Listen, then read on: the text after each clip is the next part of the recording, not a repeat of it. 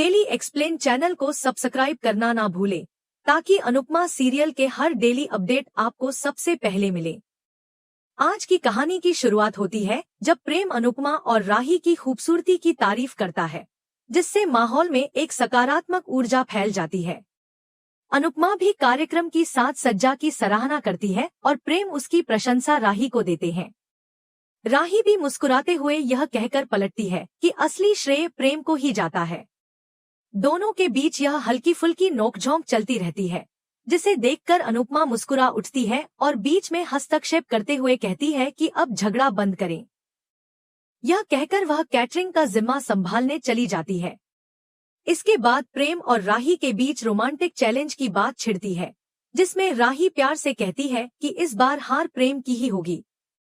दूसरी ओर मीता जैसे ही मोहल्ले की औरतों को कोठारी हाउस में आता देखती है, वह हैरान होकर मोटीबा से सवाल करती है कि उन्हें क्यों बुलाया गया।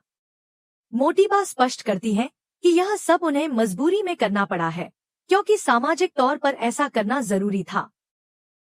मीता को चिंता सताने लगती है कि कहीं राघव इस फंक्शन में आ न जाए, क्योंकि इससे परिवार को शर्मिंदगी झेलनी पड़ सकती है।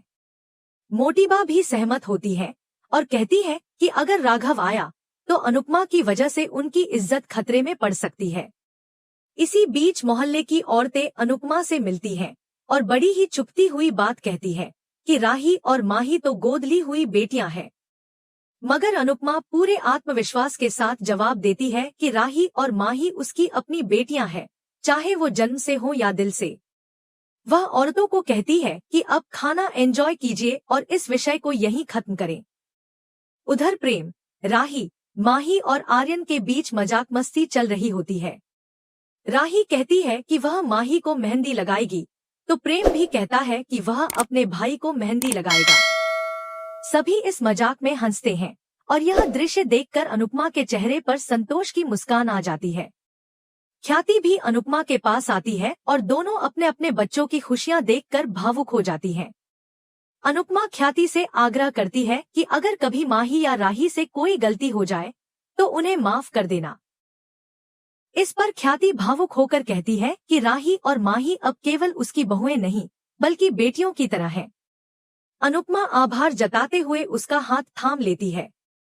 इधर लीला और मोटीबा के बीच साड़ियों को लेकर बहस छिड़ जाती है। मोटीबा कहती है कि महंगी साड़ी ही अच्छी होती है, जबकि लीला सस्ती साड़ी की तारीफ करती है। दोनों अपनी अपनी पसंद के लिए अड़ जाती हैं और बहस में पराग को बीच में बुला लेती हैं। उनसे पूछा जाता है कि कौन ज्यादा सुंदर लग रही है। पराग असमंजस में पड़ जाता है, लेकिन तभी बाबूजी हस्तक्षेप करते हैं और कहते हैं कि यह लड़ाई बाद में निपटा लेना, पहले फंक्शन शुरू करो।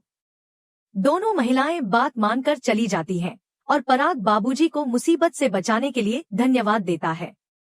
दूसरी तरफ गौतम प्रार्थना के करीब आने की कोशिश करता है और उसे असहज कर देता है।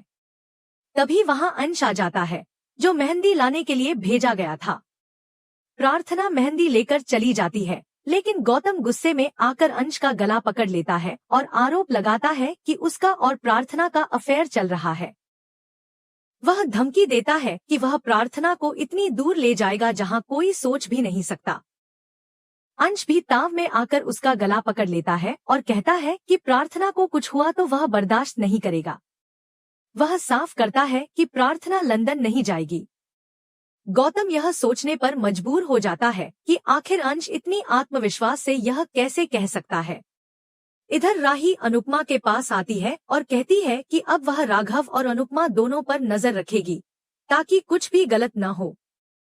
इसी बीच राघव कोठारी मेंशन के गेट पर पहुंचता है, लेकिन अतीत की कड़वी यादों के कारण उसे पैनिक अटैक आ जाता है। वह वहीं ठिठक जाता है। तभी अनुपमा आती है और उसे गहरी सांस लेने को कहती है। वह पूछती है कि उसे क्या हो रहा है। राघव बताता है कि कोठारियों के व्यवहार ने उसे कितना तोड़ा था, यही सब याद आ रहा है। अनुपमा उसका हौसला बढ़ाती है और कहती है कि अब वह अकेला नहीं है। वह उसे अंदर आने के लिए प्रोत्साहित करती है। उधर मोटीबा फंक्शन की शुरुआत की घोषणा करती है। राही अनुपमा का इंतजार करती है, लेकिन जैसे ही अनुपमा राघव के साथ फंक्शन में प्रवेश करती है, सभी की निगाहें राघव पर टिक जाती हैं। पराग और मोटीबा हैरानी से देखते हैं।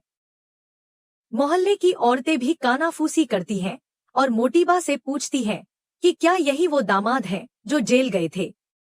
इस पर अनुपमा बिना झिझक कहती है कि राघव कोई अपराधी नहीं है, क्योंकि पंखुड़ी अब भी जिंदा है और राघव पर जो आरोप लगाए गए थे वो झूठे थे। उसका नाम बदनाम करने की साजिश रची गई थी।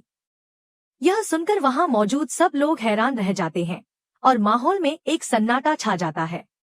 अनुपमा की दृढ़ता और सच्चाई की ताकत एक बार फिर सबके सामने आ जाती है। आर्यन जैसे ही आगे बढ़कर माही को मेहंदी लगाने के लिए आता है, तभी अंश की आवाज गूंजती है जो यह कहता है कि अगर माही को मेहंदी लगानी है तो पहले आर्यन को सिबलिंग वॉल को तोड़ना पड़ेगा। यह एक प्रतीकात्मक दीवार थी जो भावनात्मक और सामाजिक रूप से आर्यन और माही के बीच खड़ी की गई थी। आर्यन पहले थोड़ा हिचकिचाता है, लेकिन तभी प्रेम और पराग उसे प्रोत्साहित करते हैं, उसे सहारा देते हैं और बताते हैं कि अगर प्यार सच्चा हो तो कोई दीवार ज्यादा देर टिक नहीं सकती। इसी चैलेंज को डांस में बदल दिया जाता है, जहां आर्यन और माही के बीच एक स्पेशल परफॉर्मेंस होती है। इस दौरान भाई बहन मिलकर आर्यन को माही तक पहुंचने से रोकते हैं, लेकिन वह पराग और प्रेम के कंधों का सहारा लेकर छलांग लगाता है और आखिरकार माही को मेहंदी लगा देता है। यह दृश्य सभी को भावुक कर देता है और अनुपमा मुस्कुराते हुए कहती है कि जब अपने साथ होते हैं तो हर दीवार गिराई जा सकती है।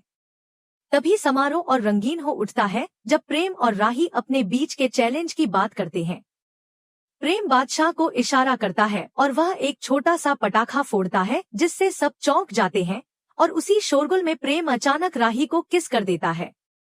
राही चौंक जाती है और कहती है कि यह तो चीटिंग है, लेकिन प्रेम मुस्कुराते हुए जवाब देता है कि इश्क और जंग में सब जायज होता है। प्रेम अब राही को उसके चैलेंज के लिए उकसाता है और कुछ ही पलों में राही खड़ी होकर आई लव यू बोल देती है। सभी हैरान होते हैं, लेकिन राही अपनी बात को छिपाते हुए कहती है कि माही को आई लव यू कह रही थी क्योंकि वह सबसे सुंदर लग रही है। इन सब पलों के बीच मोटीबा देखती है कि अनुपमा और राघव आपस में बातें कर रहे हैं।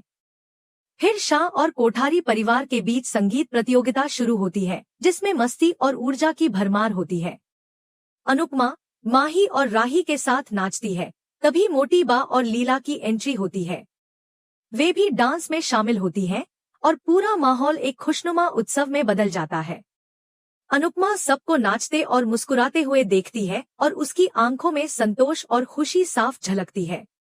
लेकिन तभी गौतम मंच पर आता है और अचानक म्यूजिक बंद कर देता है। सभी चौंक कर उसकी ओर देखते हैं। वह कहता है कि प्रार्थना ने उसे तलाक के पेपर्स भेजे हैं।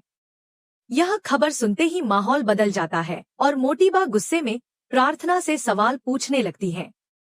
अनुपमा फौरन बीच में आकर स्थिति संभालती है, लेकिन मोटीबा अनुपमा पर आरोप लगाती है कि उसी ने प्रार्थना को ऐसा करने के लिए उकसाया है। अनुपमा कहती है कि उसने केवल उसका साथ दिया क्योंकि किसी ने उसकी बात ही नहीं सुनी। बातों बातों में पड़ोस की औरतें भी हस्तक्षेप करने लगती हैं, जिस पर मोटीबा उन्हें डांट देती है। वे औरतें ताना मारते हुए चली जाती हैं। गौतम भावुक होकर कहता है कि उसने अपने परिवार से दूर रहकर डैड के बिजनेस में मदद की, प्रार्थना की हर जिद मानी और बदले में उसे यह तलाक मिला है। पराग अब प्रार्थना से सवाल करता है कि उसने यह बड़ा फैसला किससे पूछ कर लिया। प्रार्थना अनुपमा की तरफ देखती है जो उसे आंखों से हिम्मत देती है।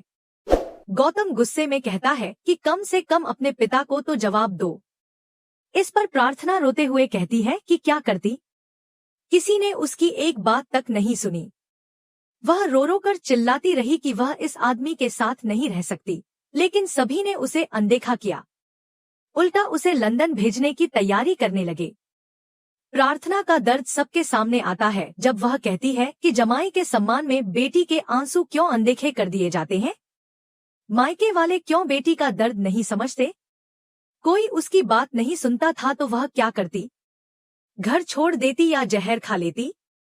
उसकी भावनात्मक बातों से मोटीबा और पराग चुप हो जाते हैं, आंखें नम हो जाती हैं।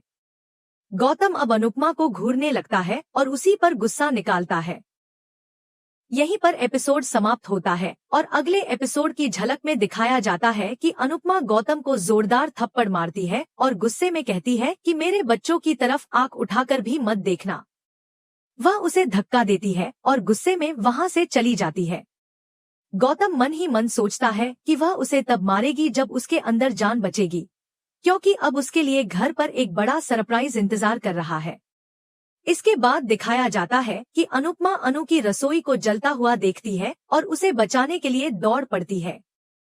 सब उसे रोकने की कोशिश करते हैं, लेकिन राघव उसे रोकते हुए कहता है कि सब कुछ जल चुका है। अनुपमा का चेहरा टूट जाता है। वह वहीं बैठकर जोर जोर से रोने लगती है और पूरा दृश्य भावनाओं से भर जाता है। अगर आपको यह एपिसोड पसंद आया हो तो नीचे कमेंट करके जरूर बताएं और ऐसे ही डेली अपडेट्स के लिए हमारे चैनल को लाइक और सब्सक्राइब करना न भूलें।